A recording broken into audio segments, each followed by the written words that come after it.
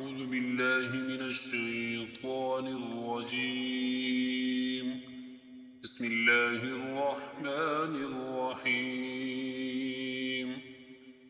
أم حسبتم أن تدخلوا الجنة ولما يأتكم مثل الذين خلوا من قبلكم مستهم البأساء والضراء وزلزلوا حتى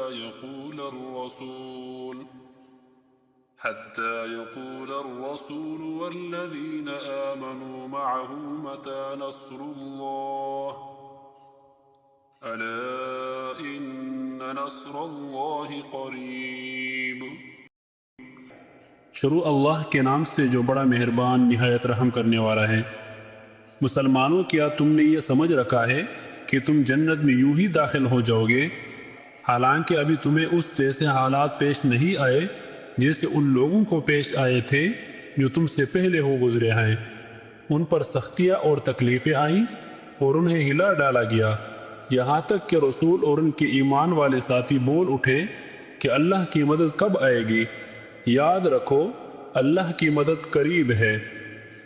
مطلب یہ ہے کہ آزمائش اور امتحان سے پہلے جنت کی آرزوئیں ٹھیک نہیں، اگلی امتوں کو بھی امتحان میں لیا گیا، انہیں بھی بیماریاں، مصیبتیں پہنچی، ان پر دشمنوں کا خوف اس قدر طاری ہوا کہ کانپنے لگے۔ ان تمام سخت امتحانوں میں وہ کامیاب ہوئے اور جنت کے وارث بنے۔ صحیح حدیث میں کہ ایک مرتبہ حضرت خباب رضی اللہ تعالیٰ عنہ نے کہا، یا رسول اللہ صلی اللہ علیہ وسلم، آپ ہماری امداد کی دعا نہیں کرتے؟ آپ نے فرمایا، بس ابھی سے گھبرا اٹھے، سنو، تم سے اگلے موحدوں کو پکڑ کر ان کے سروں پر آرے رکھ دیے جاتے تھے اور چیر کر ٹیک 2 ٹکڑے کر دیے جاتے تھے، لیکن تاہم وہ توحید و سنت سے نہ ہٹتے تھے۔ لوہے کی کھنگیوں سے ان کے گوشت نوچے جاتے تھے، لیکن وہ اللہ تعالیٰ کے دین کو نہیں چھوڑتے تھے۔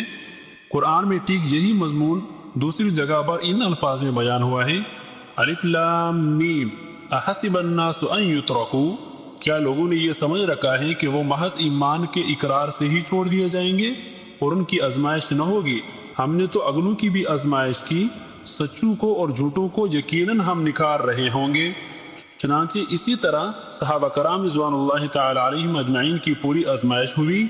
ہرقل نے جب ابو سفیان سے ان کے کفر کی حالت میں پوچھا تھا کہ تمہاری کوئی لڑائی بھی اس دعوے دار نبوت سے ہوئی؟ ابو سفیان نے کہا، ہاں۔ پوچھا، پھر کیا رنگ رہا؟ کہا، کبھی ہم غالب رہے، کبھی وہ غالب رہے۔ تو ہرقل نے کہا، انبیاء کی اسی طرح آزمائش ہوتی رہتی ہے، لیکن انجام کار کھلا غلبہ انہی کا ہوتا ہے۔ ایک حدیث میں ہے کہ بندے جب نا امید ہونے لگتے ہیں تو اللہ تعالیٰ تعجب کرتا ہے کہ میری فریاد رسی تو آ پہنچنے کو ہے اور یہ نا امید ہوتا چلا جا رہا ہے، پس اللہ تعالیٰ ان کی عجلت اور اپنی رحمت کے قرب پر ہنس دیتا ہے۔ مطلب یہ ہے کہ اللہ تعالیٰ نے اس دنیا میں ہر انسان کو کسی نہ کسی آزمائش میں ضرور ڈالنا ہے، اور جو اس آزمائش میں کامیاب ہوا اس کا بدلہ جنت الفردوس ہے۔ اور کسی بھی حالت میں اللہ تعالیٰ سے نا امید نہیں ہونا چاہیے۔